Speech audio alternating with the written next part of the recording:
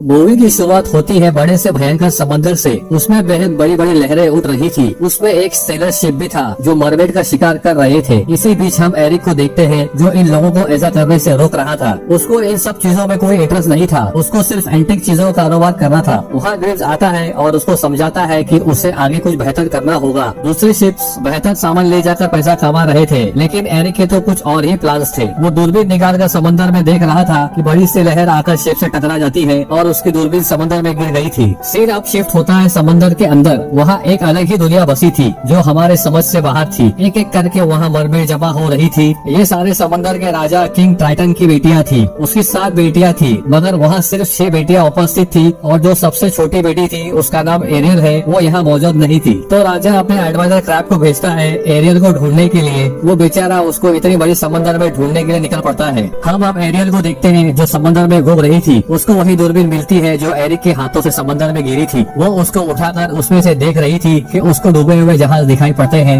वहाँ उसके साथ उसका दोस्त फ्लॉटर भी था जो एक छोटी सी फिश थी। एरियल वहाँ डूबे जहाजों में जाने के लिए बहुत उत्साहित थी, लेकिन फ्लॉटर उसको बोलता है कि वहाँ बड़े शार्क्स है। लेकिन वो उसकी बातों को अनसुना करके आगे बढ़ती जा रही थी और कुछ सामान इकट्ठा कर रही थी कि तभी वहाँ बड़ी सी शार्क आ गई थी और वो एरियल पर हमला कर रही थी। एरियल बड़ी मुश्किल से अपनी जान बचाकर भाग रही थी और बड़ी चालाकी से वो ग्लास की मदद से शार्क को फंसाकर वहाँ से निकल जाती है। एरियल का एक और दोस्त था जिसका नाम शटल है। एरियल को जहाज से फोक मिला था, लेकिन उसको फोक का इस्तेमाल करना नहीं आता था। शटल उसको बोलता है कि शायद ये इंसानों के बाल बनाने के काम आता होगा। एरियल उससे अपने बाल संवार रही थी कि वहाँ सेबेस्टियन पहुँच गया था। सेबेस्टियन उसको बोल रहा था कि आज मून फेस्टिवल है और आज किंग टाइटन तो सब बहनों को इकट्ठा देखना चाहते हैं, पर बाकी सारी बहनें वहाँ मौजूद है तुम्हारे अलावा। एरियल बड़ी तेजी से तैर रही थी। अंधेरे में हम 2 आंखें देखते हैं। वहाँ बड़ा सा ऑक्टोपस था। एक गोले में हमें समुद्री चुड़ैल दिखती है जिसका नाम अर्सला था, जिसने एरियल पर नजर रखी हुई थी। एरियल अपने पिता के पास पहुंच गई थी, पर उसके पिता उससे नाराज थे क्योंकि उसको इंसानों से बहुत लगाव था। जिस पर एरियल बोल रही थी कि समंदर के बाहर की दुनिया कितनी बेहतर है, वो उन लोगों को ऊपर जाने क्यों नहीं देते। हमें अब पता चलता है कि एरियल की माँ को इंसानों ने मारा था, जिसकी वजह से अब मरमेड और इंसानों का मिलाप मुश्किल है।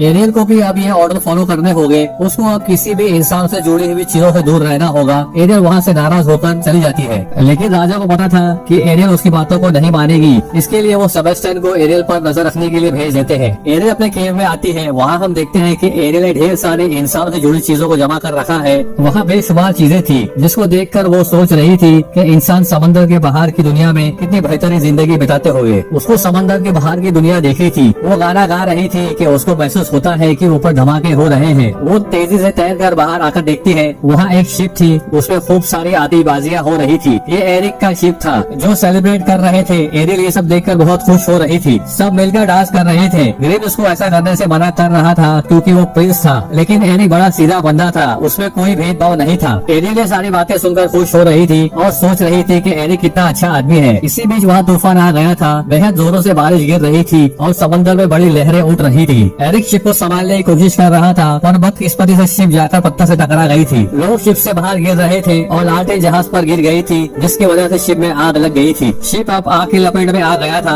एरिक सबको शिप छोड़ने के लिए ऑर्डर देता है। लोग लाइव बोट पे बैठकर वहाँ से निकल रहे थे। एरिक देखता है कि उसका डॉग वहाँ फंस गया है, लेकिन एरिक किसी तरह उसको निकालकर पानी में फेंक देता है जिससे वो लाइव बोट तक पहुँच सके। डॉग पानी में तैर रहा था कि एरिक उसकी तैरने में मदद करती है। अब डॉग लाइव बोट तक पहुँच चुका था। एरिक शिप से जंप मारने वाला था कि शिप थोड़ा पलट जाती है। एरिक अपना बैलेंस खो चुका था और शिप से टकराकर पानी में गिर गया था। एरिक उसको ढूंढ रही थी, पर वो उसको कहीं दिखाई नहीं दे रहा था। शिप भी अब बुरी तरह जलकर टूटने लगा था। एरिक समंदर की गहराई में डूबता जा रहा था, पर खुशनसीबी से एरियल वहाँ आ गई थी। वो उसको पानी से बाहर ले आई थी और उसको चेक करती है। वो अब जिंदा था। उसी वक्त सेबेस्टियन और शटल भी वहाँ पहुँच गए थे। वो देखते हैं कि एरियल किंग के नियमों का उल्लंघन कर रही थी, लेकिन वो डिसाइड करते हैं कि ये बात किंग को कोई नहीं बताएगा। एरियल एरिक को होश में लाने की कोशिश कर रही थी। अब वो होश में भी आने लगा था, लेकिन उसी वक्त वहाँ एरिक के सैनिक भी आ गए थे। एरियल उन लोगों को आता देख वहाँ से निकल जाती है और पत्थरों के पीछे से उसको देख रही थी। हम देखते हैं अर्सला गोले में ये सब होता हुआ देख रही थी और वो इस मौके का फायदा उठाना चाहती थी क्योंकि ऐसा करने के पीछे उसका बहुत बड़ा कारण था। सेबेस्टियन एरियल को समझाता है कि उसको इंसानों के इतना करीब नहीं जाना चाहिए। इंसान बहुत खतरनाक होते हैं। जिस पर एरियल बोलती है कि सारे इंसान बुरे नहीं होते, कुछ अच्छे भी होते हैं। अब वो बहुत खुशी महसूस कर रही थी। एरिक भी नॉर्मल हो चुका था और उसकी माँ से पूछ रहा था कि आप लोगों को वो लड़की मिली जिसने उसको बचाया था, लेकिन वो रिप्लाई करती है कि उन लोगों को ऐसी कोई लड़की नहीं मिली। एरिक अब डिसाइड करता है कि वो अब खुद ही उस लड़की को ढूंढेगा और उसको भी अब लग रहा था कहीं वो मरमिट तो नहीं। वो अब समंदर किनारे पर और शिप में घूमकर गाना गाकर उसको पुकार रहा था। समंदर के अंदर एरियल भी अब बेचैन सी रहने लगी थी।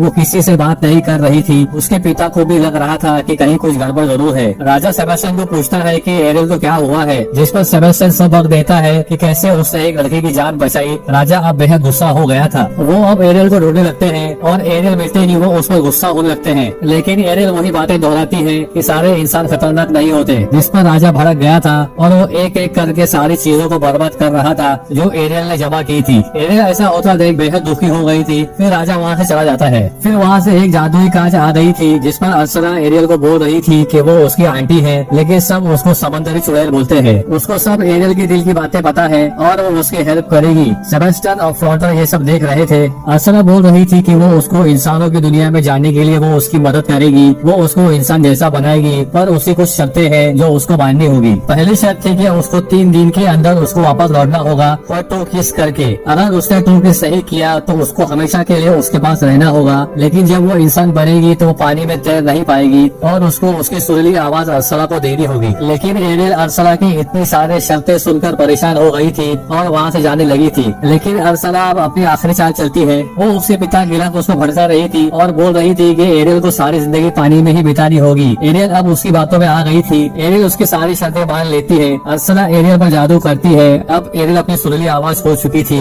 अर्सला ने उसकी आवाज को उसकी गले के लॉकेट में डाल दिया था। अब वो इंसान बनने लगी थी। वो मरमिट की तरह पानी में नहीं रह सकती थी। वो तेजी से पानी के बाहर आकर सांस लेती है। वहाँ एक मछुआरा मछली पकड़ने आया था। एरियल उसके जाले में फंस गई थी। मछुआरा उसको देखकर शॉक हो गया था। एरियल के पैर भी अब आ चुके थे। वो मन ही मन में खुश हो रही थी। इसी बीच फ्लॉटर, सेबेस्टियन और स्टटर भी वहाँ आ गए थे। इनको भी अब पता चल गया था कि एरियल अब मरमेड नहीं रही। सेबेस्टियन फ्लॉटर को पानी में धक्का दे देता है और सेबेस्टियन और फ्लॉटर एरियल के साथ ही रहते हैं। मछुआरा एरियल को पेरिस में ले आया था। उसको देखकर सब परेशान हो गए थे कि इतने बड़े समंदर में ये जिंदा कैसे रही। इसको अब नहला धुला कर अच्छे कपड़े पिला देते हैं। वो मन ही मन में गाना गा रही थी, पर वो उसकी आवाज खो चुकी थी। एरिक भी उसको मिलने आया था। उसको लग रहा था कि ये वही लड़की है जिसने उसकी जान बचाई होगी, लेकिन एरियल कुछ रिप्लाई नहीं कर पाती और एरिक अब वहाँ चला गया था। सेबेस्टियन एरियल को याद दिलाता है कि उसको 3 दिन खत्म होने के पहले उसको टू किस करनी होगी। तो एरियल सेबेस्टियन को किस करती है। सेबेस्टियन बोलता है कि उसको एरिक को किस करना होगा, नहीं तो अर्सला तुमको हमेशा के लिए उसके पास रख लेगी। लेकिन एरियल उसकी बातों पर ध्यान नहीं दे रही थी और वहाँ से चली गई थी। इससे बीच स्टटर भी वहाँ आ रहा था। एरियल अब एक बड़े से कमरे में आ गई थी जहाँ बेशुमार एंटीक चीजें रखी हुई थी जो एरिक ने समंदर से इकट्ठा की थी। एरियल को मरमेड का शोपीस दिखता है। उसी समय एरिक भी वहाँ आ गया था। वो एरियल को अपनी चीजें दिखाने लगता है। एरियल एक पत्थर को तोड़ देती है जिसपे डायमंड निकला था, जिसके बारे में एरिक को पता नहीं था। एरियल अब शंख बजा रही थी।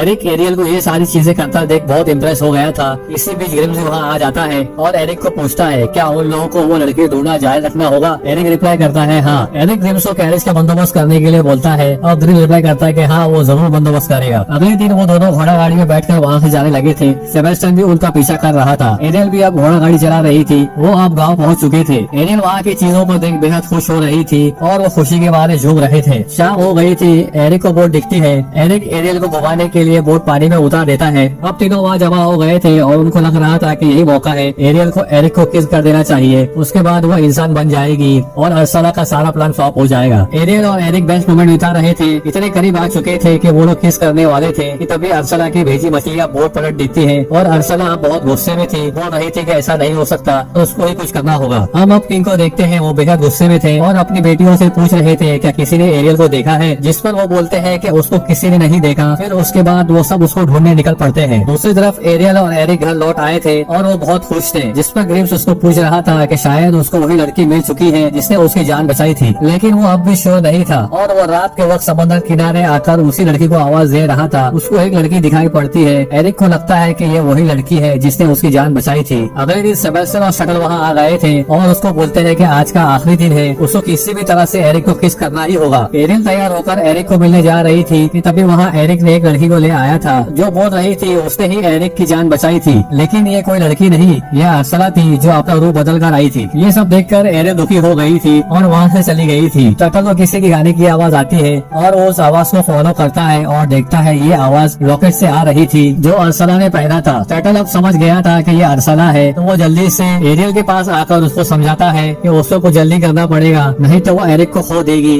एरिक अब सब समझ चुकी थी और ये सब अब कैसल की तरफ चल पड़ते हैं। ग्रिम्स एरिक को पूछता है कि क्या ये वही लड़की है जिससे तुम प्यार करते हो? कल तक तो वो दूसरी लड़की के साथ खुश था। जिसमें एरिक रिप्लाई करता है कि उसको भी कुछ समझ नहीं आ रहा है और इसी दिन इन लोगों की एंगेजमेंट भी थी। टटल और एरिक का डॉग उस लड़की पर हमला कर देते हैं। एरिया भी वहाँ आ गई थी और अरसला से लड़ रही थी। वो अरसला के गले का लॉकेट तोड़ देती है जिसके अंदर से निकलने वाली आवाज अब एरियल के गले में जा चुकी थी। एरियल अब बोल रही थी कि उसी ने एरिक की जान बचाई थी। अरसला अब अपने असली रूप में आने लगी थी। इसी बीच 3 दिन की शर्त खत्म हो गई थी और एरियल अब मरमेड बनने लगी थी क्योंकि इसने अब तक ट्रू किस नहीं किया था। अरसला अपने साथ एरियल को पानी में लेकर कूद गई थी। वहाँ किंग ट्राइडेंट भी आ गए थे, लेकिन अरसला बोलती है कि एरियल ने उसके साथ डील की है जिसको कभी तोड़ा नहीं जा सकता। एरियल अब उसकी हुई, लेकिन किंग ट्राइडेंट अपनी बेटी को बचाने के लिए अपनी जानी कुर्बानी दे देते हैं और साथ में जो उनके पास मैजिक था वो भी अरसला को दे देते हैं। ये उसका प्लान था कि वो राजा को मारकर पूरे समंदर पर राज कर सके। राजा अब मर चुका था। एरिक भी वहाँ आ गया था। अरसला अब अपने असल रूप में आ रही थी। वो बहुत ही बड़े जायंट ऑक्टोपस बन चुकी थी जिसके बहुत बड़े बड़े हाथ थे। एरिक एक बड़े से शिप पर लटका हुआ था। एरियल भी उसको बचाने की कोशिश कर रही थी। अरसला एरिक को मारने की कोशिश कर रही थी। एरियल भी अब शिप पर आ गई थी और किसी तरह वो शिप के हैंडल के पास पहुंच चुकी थी और उस शिप को अरसला की तरफ मोड़ देती है क्योंकि उस शिप के सामने वाले हिस्से पर बेहद पॉइंटेड चीज लगी हुई थी। वो अरसला के सिरे में घुस जाती है और वहीं अरसला का मैजिक खत्म होने लगता है। अब वो नॉर्मल बन रही थी। अब किंग जिंदा हो चुके थे और वो एरियल से बेहद खुश थे क्योंकि उसने ही उनकी जान बचाई थी। एरिक किनारे पर आ गया था और रानी को बोल रहा था कि उसको एरियल को बचाने जाना होगा, लेकिन रानी उसको रोक रही थी और किनारे पर एरियल की ड्रेस भी तीरती हुई आ गई थी। एरिक उसकी ड्रेस को देखकर दुखी हो गया था। राजा सेबेस्टियन को पूछते हैं क्या उन्होंने कुछ गलत किया है जो उसकी बेटी अब खुश नहीं रहती, जिस पर सेबेस्टियन बोलता है कि उससे खुशी इंसान बनने में है, जिस पर राजा एक बार फिर एरियल को इंसान बना देते हैं। एरिक एरियल का समंदर किनारे पर इंतजार ही कर रहा था कि एरियल वहाँ पहुँच जाती है। एरियल उसको देख बेहद खुश हो गया था। अब इनकी शादी हो गई थी। ये लोग दुनिया घूमने जाने वाले थे। वो लोग सबसे मिलकर वो अपने पिता से भी मिलने जाती है। वो अपनी सोच पर शर्मिंदा थे कि सारे इंसान अच्छे नहीं होते, पर वो अब इंसान से खुश थे और फैसला लेते हैं कि इंसान और मरमेड अब साथ में रहेंगे और वो दोनों अपने सफर पर निकल पड़ते हैं और यह इस मूवी का दी एंड हो जाता है।